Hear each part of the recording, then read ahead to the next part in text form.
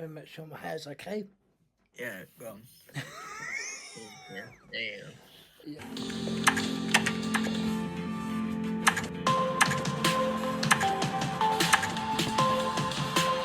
I'm learning. Welcome along to this episode of the Peter and Chris Are Learnding podcast. I'm Peter. And I'm Chris, and we are delighted to introduce our guest today, Tim Renkow with us. Woo! Yeah, my name's Tim and I'm a writer, stand-up comic actor. Basically, I'll do anything you want if you pay me to do it. That sounds like a lovely opportunity for people. Yeah, anything. I have no shame.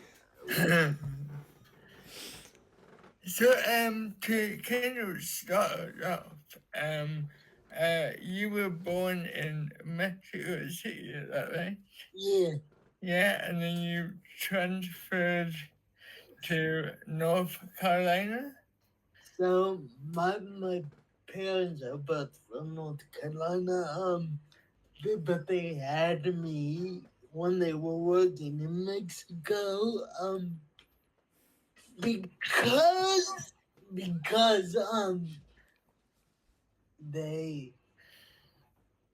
they had me in Mexico because they were worried that there was gonna be a war and a draft. So they wanted me to have citizenship with another country in case America went to war. But looking back at how it turned out, it always was kind of an irrelevant precaution. But yeah, I was born in America, but I'm from the States. Oh, wow. Oh. So what war was that? Oh, they're just crazy hippies, so they thought there might be a war when I was draft age. All right. They have me in another country, but I'm not getting drafted no matter what, so it was all pointless. Why are you not getting drafted, Tim? What's Oh, I don't know. I'm sure you'll be Yeah, great. yeah. I mean, I think I'd be able to shoot a lot of people, but I don't know if any of them would be on the other side. How do you get into comedy, Tim?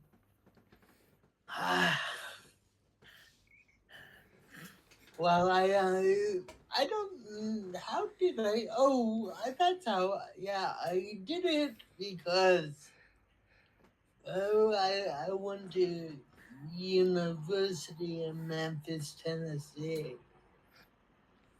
and there was a little nightclub by my dorm that everyone would go to.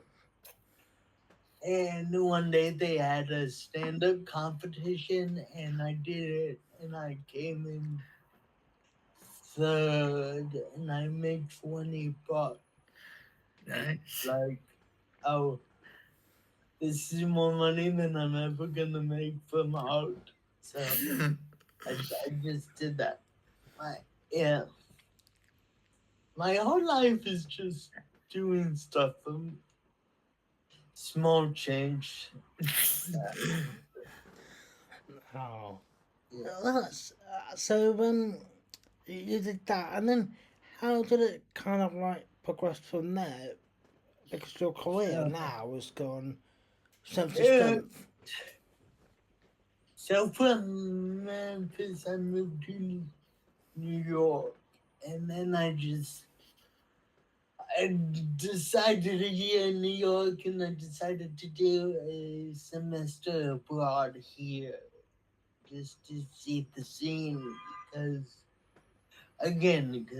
the pay was better in UK than New York. And so I came here, and it was supposed to be for 6 months, and I'm here 12 years later. Wow. So who was your kind of inspirations in comedy? So the reason I started was Bill Hicks, because I wasn't really even into stand up when I started. Oh, really? Yeah, I didn't, and then I heard Bill Hicks, and I was like, oh, you can say some stuff. So I heard him, and then after I've been going a while, I discovered Norm MacDonald and Mitch Hedberg, and those are my top two. Norm MacDonald's, Joan Rivers, and uh, Bill Hicks, and Mitch Hedberg. Like my top four Yeah. guys, personally. That's a good top four in my opinion. Yeah. Your kind of humor is very like on the very like it's very much raw and kind of in your face. Have you always had that kind of that way of doing stand up? Yeah, I think I've been pretty consistent. Yeah. I don't like. The only thing I really find funny is death. So I don't think it's like I'm never trying to be edgy, but it's just what I find funny. Like in my head, I'm not edgy at all. Yeah. Then I told that to one of my friends, and he went, "But Tim, you spend the first 5 minutes of your set talking about pissing on babies." And I'm like, oh yeah, but it's funny. Like my goal is to be funny, not to be shocking. I just don't find not shocking stuff that fun. Yeah. I see dead people. Yeah, Yeah. and I laugh at them. Yeah. So TV shows like The Walking Dead must have been hilarious then. Yeah, yeah. So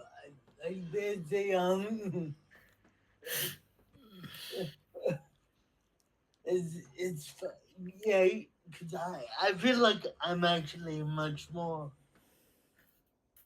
inspired by horror than comedy.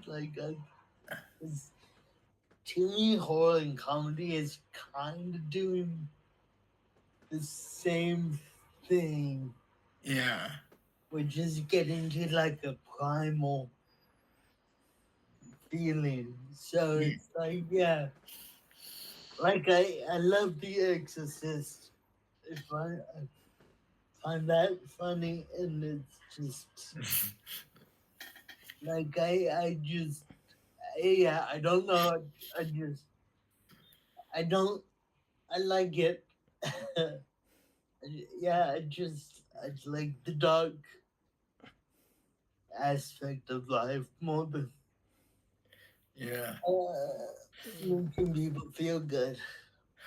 Well, I mean, the comedy and horror, they kind of in engross like a natural reaction. Like you see something funny like that, you see something scary. Yeah, they're both getting to like the animalistic part of the brain Yeah. rather than the fine art part of the brain which is supposed to, which makes people feel good about themselves, which I don't want. I don't want anyone feeling good about themselves hearing my set. 'Cause You want pain and misery. yeah, yeah, and I just want to share it with everyone. Yeah. Yeah, so because the other thing I think is you guys know this because you're both disabled, but I found that there's two ways to go when you're disabled. You can either bend over backwards to make people really comfortable because everyone's weird and uncomfortable, which I don't think is actually unfair. It's just for the most people, it's a strange thing to have to deal with. So the two options are either be really nice to make people comfortable, or you can do what I do, which is really try to lean into the discomfort. And I found that there's a point of discomfort that people can feel, and then they just kind of break, where they're like, this isn't worth feeling uncomfortable about, so I'll just stop. So I found that pretty effective, but you know. Definitely. I think I'm more of the I'm more the first one where I try to make everybody Yeah. comfortable. Same. I think it's on. Because you're not a dick. I'm a dick. But We could Yeah. tell that. We could tell. So when you're doing stand up and all that, and you're making people quite uncomfortable. You said Neil MacDonald a while ago. Was SNL influenced you at any point? it's funny, as you know, I didn't have a TV growing up because my parents are hippies. So SNL had literally no influence on my, like, I seriously didn't start watching comedy until I started doing it. And you know that they say SNL, your favorite era of SNL is the one you grew up on. The thing is, I didn't grow up on any of it, so I don't like it. I don't love sketch comedy, if I'm gonna be honest. So it's SNL had, I would say, no effect on my life at all. Yeah, Yeah. I don't. I think I've only watched a full episode this year. Oh really? Yeah. Well done. Well done. Yeah. I mean, it's pretty tiring just to watch like a 2 hour show, but there's like so many breaks and stuff in between. Yeah. The way the Americans do it. There's, I have nothing against it. I just didn't. Like, I never watched it, and then by the time I was aware of it, it wasn't a thing I wanted to watch. So Yeah. I know we're not bashing SNL. I'm happy. I mean, it's a great show, but yeah, it's personal taste, isn't it? I mean, I'm not American, but I watch every now and then when there's a host that I particularly quite like watching. But it's Americanized, isn't it? It's not British sort of humour or anything. Yeah. Which, Go on, Tim. So how did you go, Tim, from the States to the UK? University, wasn't it?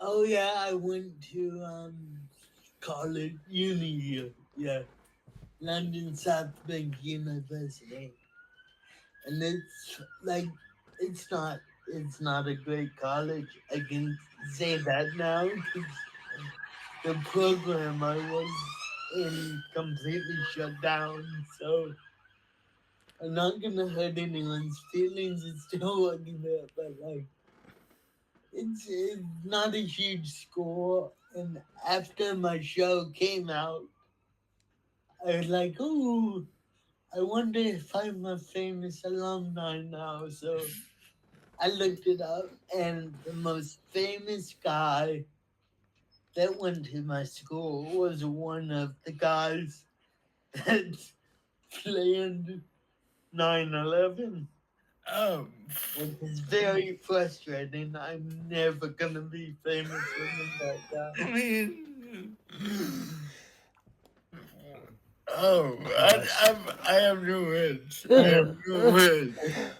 Our podcasts are gonna get cancelled straight off the shelf. I mean, Oh, Ain't yeah, episode yeah. 1. No, it's not my problem. I'm your first guest. That's your problem. We should have tested the waters a little bit first, shouldn't we, Chris? I mean, we're both one of the most straight talking comedians in the world, really. I mean, to get back on track, like, how did Jerk come about? How did, because obviously Jerk was a massive success over here. How did that did the BBC contact you, or did you contact the BBC? What happened? So it was my. I was a stand up, and my friend was a producer. Well, hey, do you mind if we write a short? Because BBC did these things called streets, which are basically shorts. So I said yes, because I had nothing else to do. And then we got it, which was a shock. I think to both of us. And so we did that, and they gave us a show because of that. Mm-hmm. So, and then they just kept giving us more seasons. It was really shocking. So was it kind of like ticking a box for the BBC? Because we know the BBC likes ticking them. I mean, I assume so, but everything is ticking the box. How do you mean by that, Tim? Well, like just they want to sell the TV to the most amount of people they can. So Yeah. you do that by demographics. Mm. So I mean, I don't like it is ticking the box, but it's as ticking the box as say doing a procedural is that you know people are gonna watch. Yeah. You know. Yeah. I mean, with a big corporation like BBC, it's it's gonna have a bit for everyone, you know. Yeah. So I do get what you mean by that. You know. So how did the casting of your show? Because you managed to get Sharon Rooney. I mean, I was like Yeah. really surprised because she did Big Fat Diary. She did Two Doors Down. But you know, So yeah, Sharon came into audition, and I've never like clicked with a person as quickly as I clicked with Sharon. There was just something about it that was we just got each other immediately. And then, like, if honestly, also, she is by far the best actor in the show. Good. I by far, and if I had my way, by the second season, that show would have just been the Sharon Rooney show. She's so good. Yeah. And then, So is that what you're looking for as a kind of to like cast somebody in your show? Are you just looking for somebody who gets you, who kind of is on your wavelength, or what are you kind of looking for in a well, you just want someone that understands the character. mm, So, as a writer, your job is to build everything, and as the actor, your job is to build everything in that one character's life. So, yeah what you really want from an actor is someone that knows their individual character better than you do, but can also fit into the world you created. And I mean, she can do that. Again, if I wasn't allowed to do this, and she probably wouldn't have liked it, but if it was up to me, I would have seriously just left the lines blank and let her improvise the whole thing, because she had such a good understanding of that one character. yeah Because she's a great actor. She just is yeah a sure, great actor. yeah. I do enjoy her performances. I've seen her in many things. She's always a highlight of any cast. Yeah. You know. Absolutely. Is there any, because you must do a lot of topics, you must do a lot of podcasts. Is there anything that you actually would love to like have a conversation about it? Is there anything that Oh, I don't do any podcasts. I feel the same way about podcasts that I do about SNL, which is I don't really like them, so I don't listen to. Like I'm happy to do them, but yeah, yeah. I have no idea why people listen to them.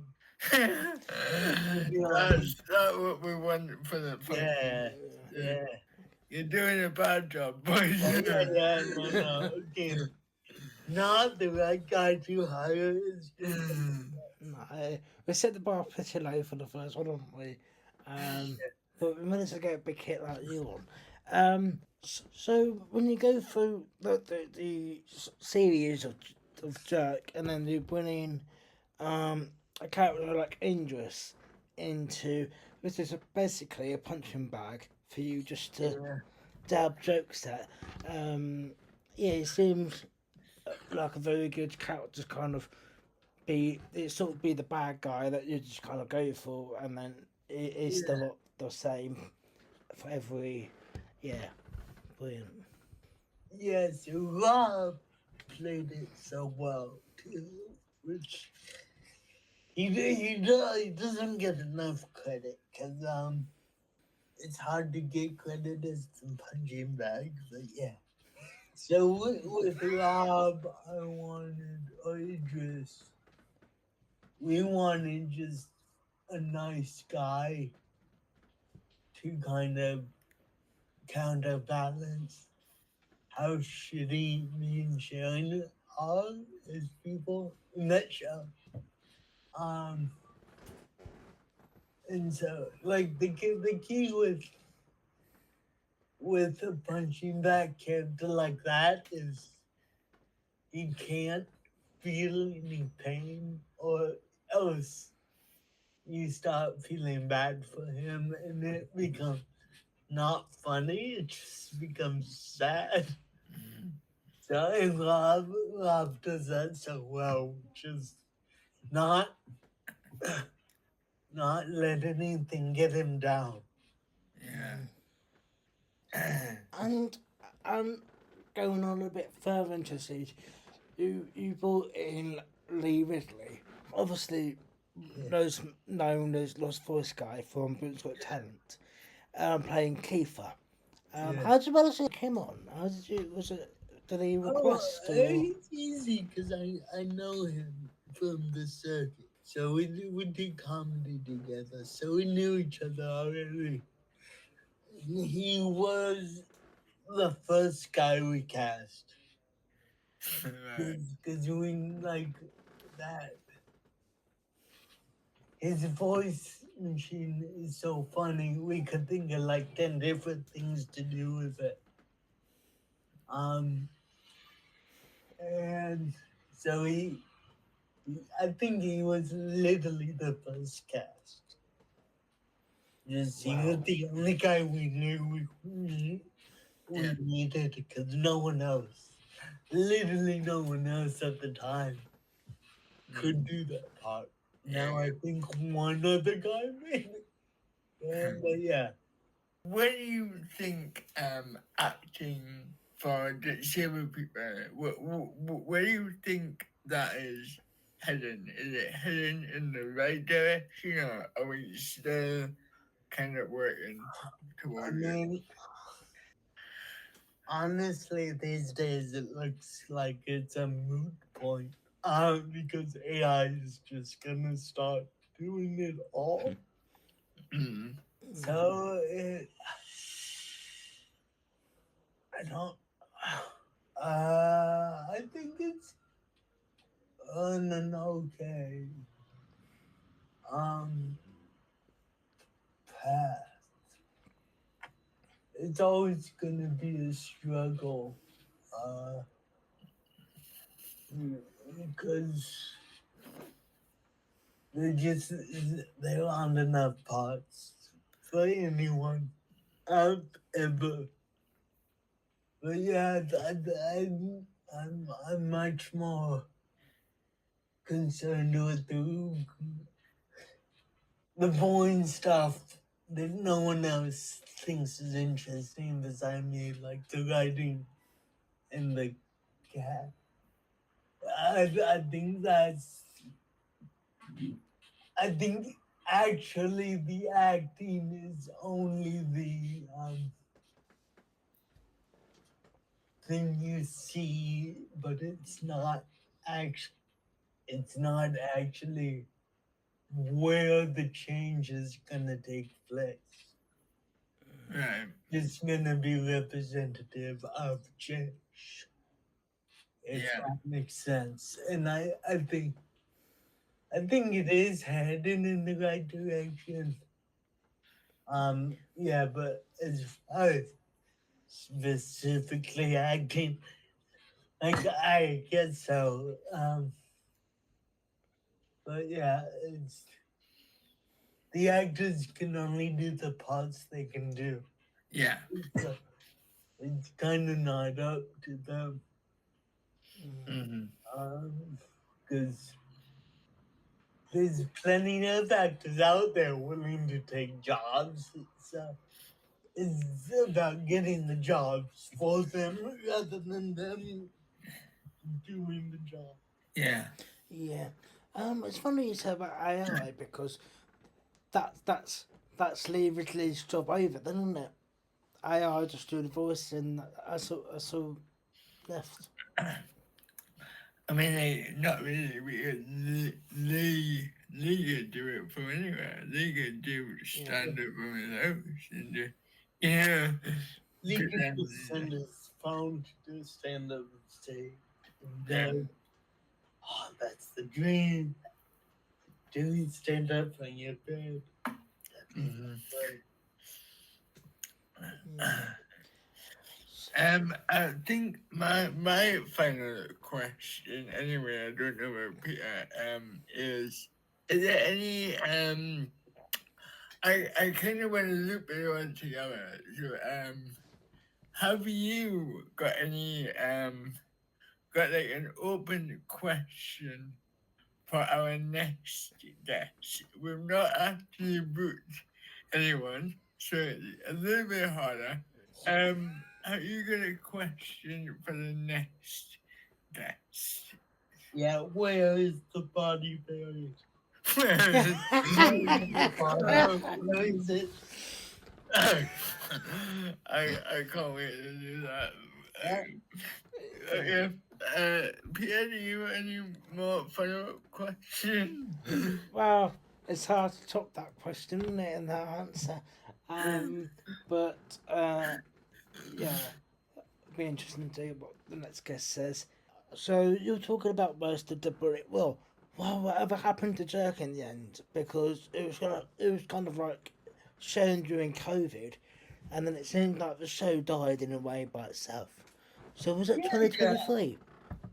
Yeah, we got 3 seasons. We got a happy ending, which I like. Personally, I believe that character didn't deserve a happy ending, and I tried to get him to die at the last episode, which no one accepted that. But yeah, I we wonder did why. a happy ending, so we finished. So you finished it in a good spot, and that Yeah, you're entirely happy with it. yeah, I'm happy where it Yeah. ended. Oh, fair enough. So what's your next project? I don't know if you could say anything. Like Chris said on my podcast, he couldn't really say, and then a few weeks later, it came up on IMDM about his latest thing. But have you got anything coming up, Tim, that we could potentially look forward to? No, I'm just doing a lot of writing. I'm doing a lot of writing of films, which means if anything happens, it's gonna be in like 5 years before one season. So Yeah. yeah, not currently at the moment. Is there anything you want to shout out? Any social media or any? Oh no, I had to get off social media because it was driving me insane. I mean, I have Instagram. And everything I have is Tim Renkow comedy. But yeah, I'm very, I'm very, I'm not a natural comic. If I'm gonna be honest, like I have no desire to self promote, which is bad. That's bad, actually. But yeah, if you want to follow me, you can do it on Instagram. I'll definitely drop a follow for you, Tim. Yeah, I post something every 6 months. I'm still alive. I'm still here. You know what I can plug? I'll plug this. Going outside. Going outside. That's what I'll plug. Go outside and talk to strangers. I'm feeling when you say if you're an adult, you can talk to strangers. Not if you're anyone. If you're a kid, it's the stranger's problem. If you're a kid and you talk to strangers and they talk back, hit them and run away. Yeah. Yeah. Yeah. Yeah. No, yeah, that's what I'm like. Going outside. Yeah. Um, I wouldn't even recognise you, Tim, if you went in that wheelchair behind you and just started driving around, because all I've known you is to do with the walking frame. Yeah. That kind COVID really fucked me up. That I just didn't really walk for years. mm, So I'm trying to get back in the walking frame, but it's so easy not to walk. I highly recommend it. Well, I could never walk in the first place, but you can, Chris, can't you? I can walk a little bit, but not too much. But yeah, I don't recommend walking it really. It can't walk. Well, it can't walk. You don't have a choice. Yeah, so you know, yeah. He's walking. Take his benefits of him. No. Yeah. I'm walking just on the bus. You get what I mean. Yeah. Yeah. Okay. I think that's everything we've got time for. That. Cool. Do you have any I more think so. questions, Peter? Well, no, but congratulations on your marriage with your Thank other you. comedian. Yeah, thank you. 5 years too late to say congratulations, but Hey, better late than never. yeah. I'm getting married next year, so Ooh, have you got any advice? Any advice? Just have fun together. I don't know. And kill each other. You can be nice. You can be nice. Yeah. Yeah. Yeah. Thank you. Just if you're thinking about doing a murder suicide, do the suicide first. Okay. Oh yeah. No. Great advice. Great advice. I will remember that when I do. Yeah. Just have a sign saying she did it. Yeah. She did first. Yeah. Yeah. She's so much of a super fan that she'd just. Nice. Yeah. Anyway. But anyway, we would like to thank Tim so much for giving up his time. We will. We'd love you to come back anytime. Yeah, absolutely. It's been amazing. I've not laughed that much in so long, so this is what I wanted. And on that note, thank you for our first and probably last podcast.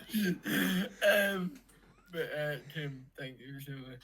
I thank you guys. But hold on, before we let you go, we hope you enjoyed this episode.